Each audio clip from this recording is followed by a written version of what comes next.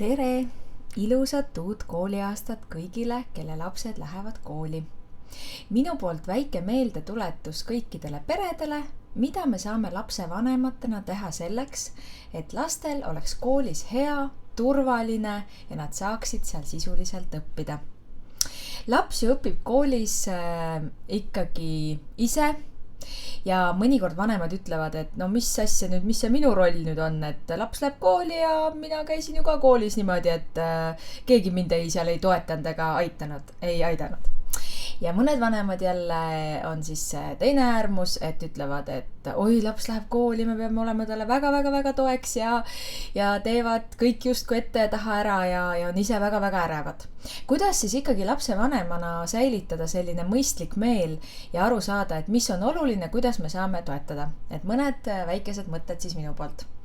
Esiteks, kui laps läheb esimesse klassi, siis see on muutus kogu perele. Kogu pere graafik nii-öelda võib muutuda, selles mõttes muutubki, et laps ju ei ole enam nagu lasteaias kogu päeva kuskil, vaid tema jaoks lõpeb poolest päevast koolipäev ja tihtipeale on see nii.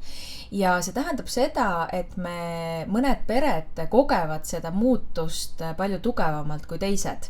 Ehk nad ütlevadki, et on nii palju stressi ja kuhu see laps nüüd jääb ja kuidas ta saab hakkama ja just kui ma ei saakski ise enam tööd teha. Et kui me ise perena tajume, et see ongi muutuste aeg, juba sellepärast võin öelda, et kõik inimesed, kelle teised või kolmandad või neljandad, viiendad lapsed on läinud kooli, siis nad juba teavad seda kõike ette. Ehk minu sõnum on see, ole ise lapsevanemana jälgimas oma tundeid, mõtteid ja stressitaset, sest sinu ülesanne täiskasvanuna ongi jääda alati rahulikuks. Kui tulevad tugevad emotsioonid, siis nendega hakkama saada ja toetada oma lapse kooliteekonda. Enamus lapsi kohaneb kooliga väga kenasti, aga kohanemine võib ka aega võtta. Näiteks peetakse täitsa normaalseks, kui laps kohaneb kooliga 2 nädalat, aga võib minna ka 2 kuud tundlikel lastel. Ja kindlasti on lapsevanema roll last toetada. Aga mida see siis tähendab? Väga oluline on see, et kui me oma lapse kooli viime, eriti kui see on esimesse klassi, et me kontrolliks üle enda hoiakud kooli suhtes. On uuritud, et väga paljudel täiskasvanutel on endal kooliga väga tugevad negatiivsed kogemused ja kui täiskasvanu ei ole seda läbi mõtestanud, siis võib juhtuda see, et me kanname selle oma lapse ellu üle.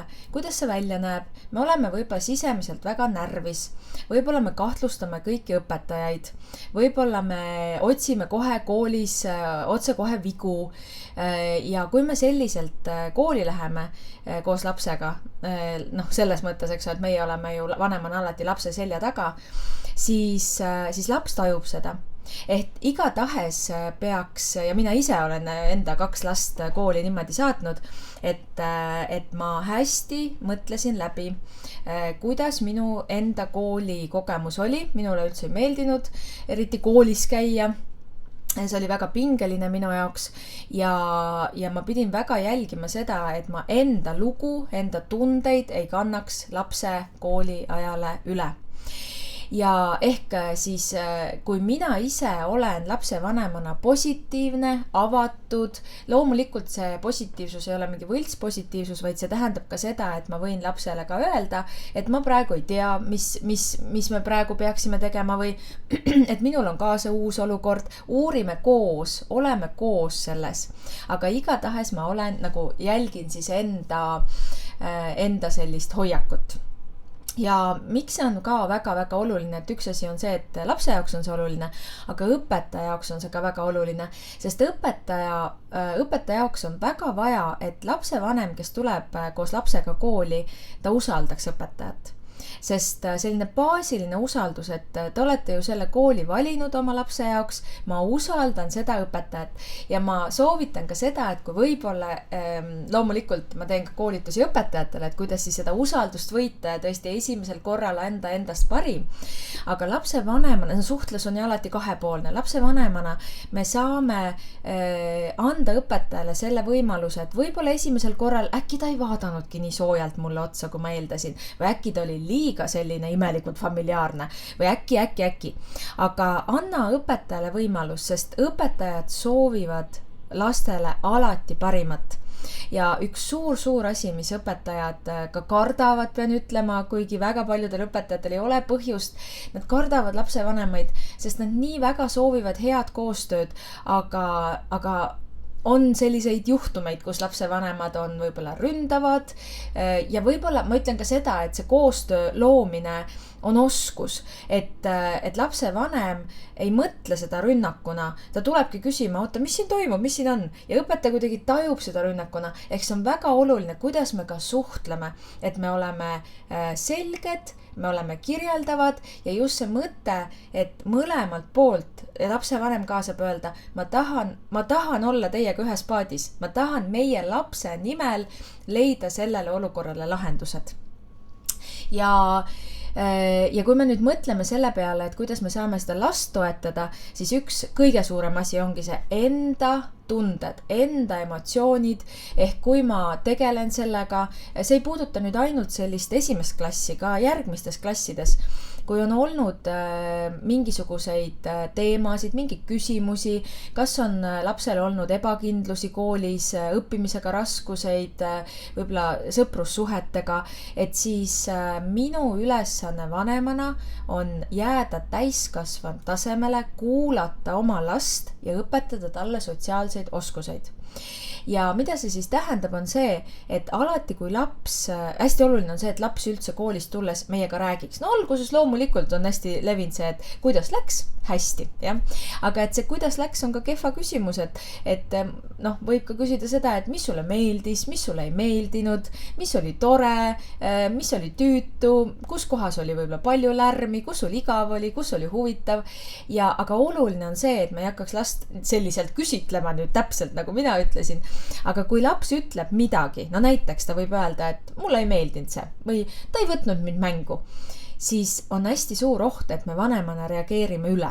Mina olen seda vanemana teinud, saanud oma õppetunnid, ehk me alati usume oma last ja oleme oma lapse poolt, aga samas me saame aru, et kui laps midagi kirjeldab, siis esiteks on oluline, et kõik tunded on õiged, et me ei hakka teda kuidagi vaigistama ja me ei hakka ka tema tundeid üle niimoodi forsseerima, vaid et me tõesti ka mõtleme rahulikult, et kui laps ütles, et mind ei võetud mängu, siis me ei pea kohe mõtlema, et see tähendab seda, et minu last kiusatakse, minu laps on kõrvale lükatud, minu lapsel on paha, need on kõik minu enda oletused asja kohta.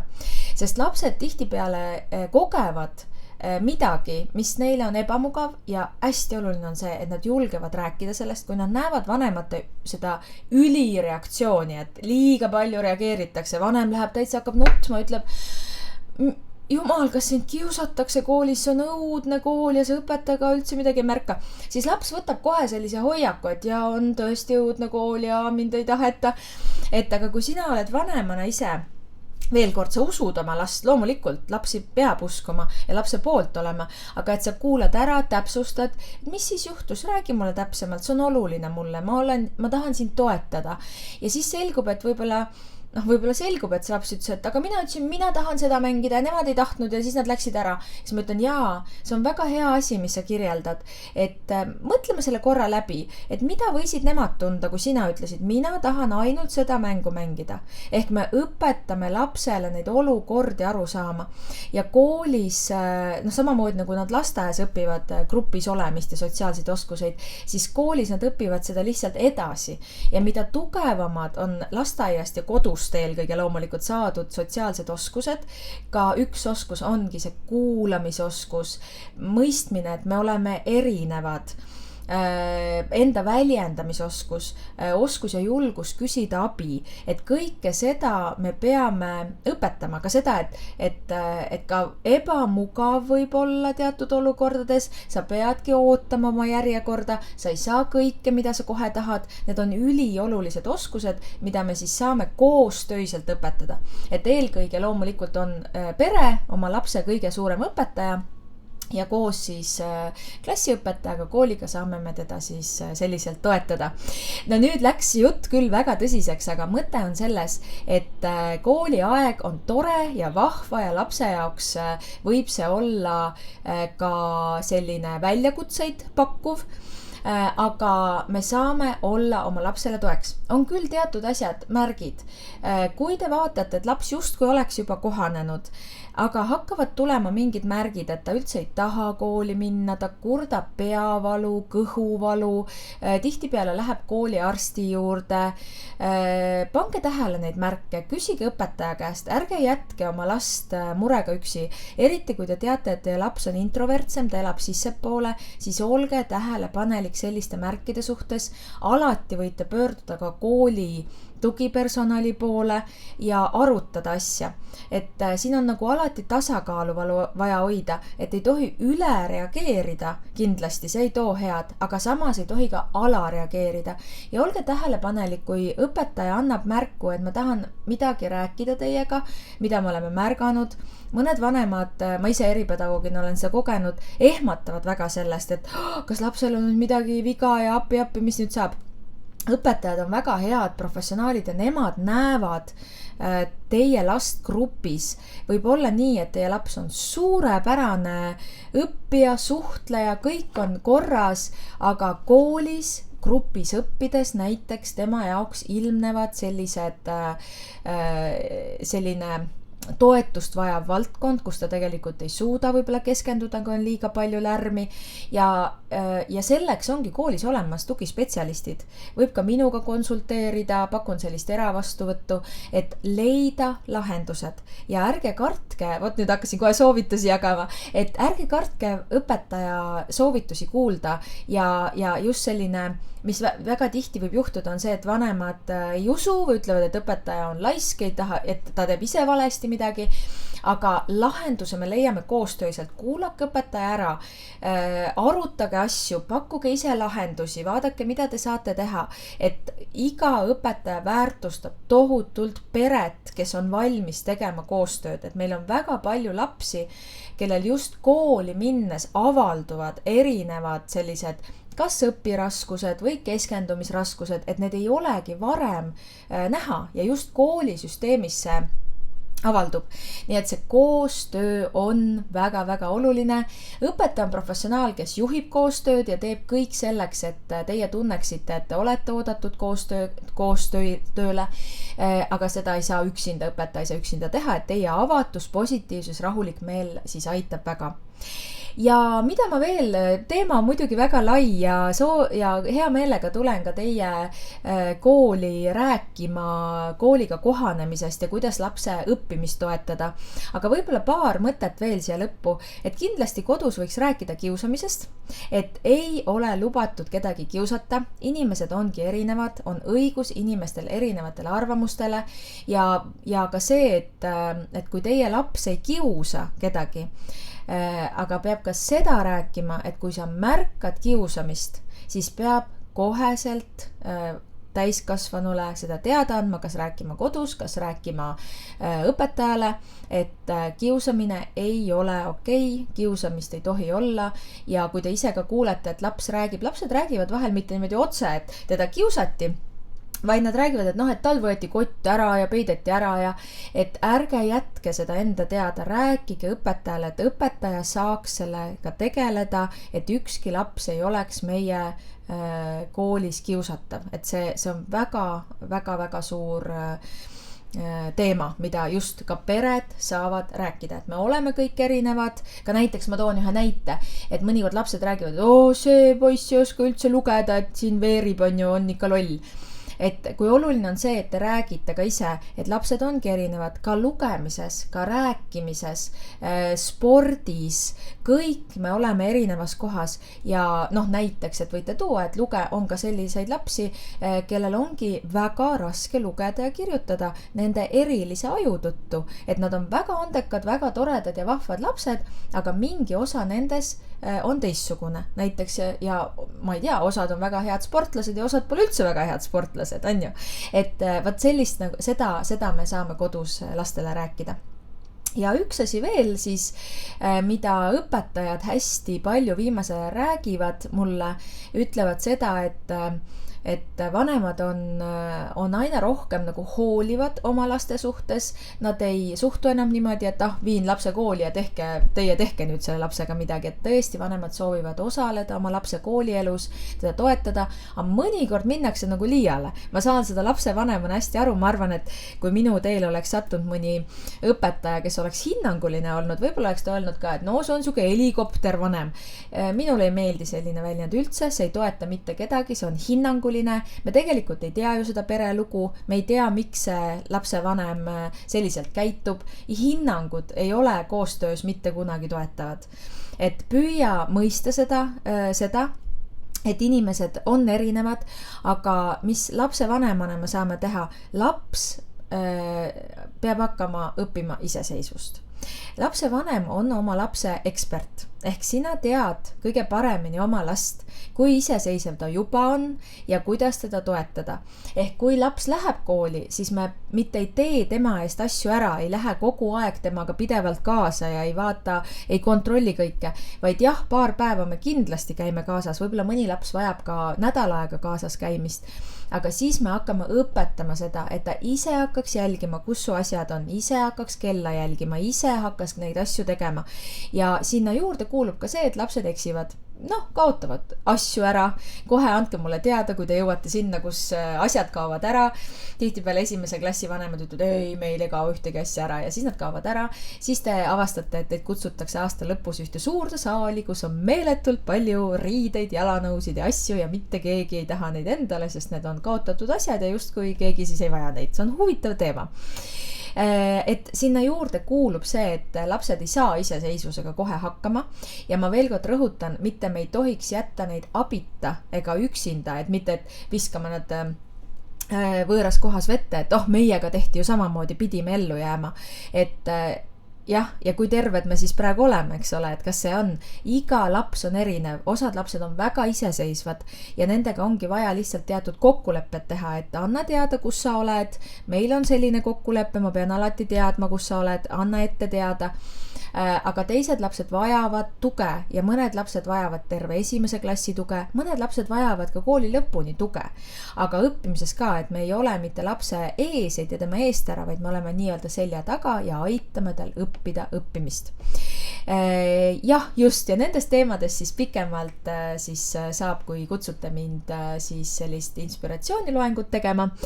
Ja viimaseks ma tahan panna siis südamele ühe teema, mis mulle teeb, mis on selline teema, mis on, ma arvan, et ma olen täiesti kindel, et ükski lapsevanem ei tee seda meelega, vaid see tuleneb sellest, et me oleme kõik inimesed, me oleme kõik emotsioonidega, me tahame kõik oma lastele parimat, aga on juhtunud selliseid asju, kus siis, ja mitte vähe, kus siis lapsevanemad teevad listid. Ikka, tahaks ju õpetajale kinki valida, tahaks omavahel suhelda, on hea, kui me teame üksteise kontakte. Aga mis seal võib juhtuda, et igas grupis, ka siis, kui see on lihtsalt virtuaalne grupp või digitaalne grupp, siis igas grupis on mingi kultuur, seal peavad olema mingid kokkulepped ja minu arust on hästi oluline 2 kokkulepet. Ei ole eetiline arutada ühe lapse ja ühe pere probleeme ja teemasid seal avalikult. Kui selgub, et ühel lapsel on probleem, ma ei tea, lööb teisi, on asju ära võtnud, mingid probleemid on, palun minge rääkige õpetajaga. Me ei tea selle lapse erivajadusi, me ei tea selle pere lugu. Aga see, kui me kõik asume seda last ja peret seal listis ühiselt ründama ja ongi emotsioon käib üle, see ei aita mitte kedagi ja see võib olla väga valus. Sama on õpetajaga. Kui on mingi õpetaja, kelle tegevus tekitab suuri kahtluseid ja ei saa aru, siis te võite infot, loomulikult listis peabki infot vahetama, aga probleeme ei lahendata listides.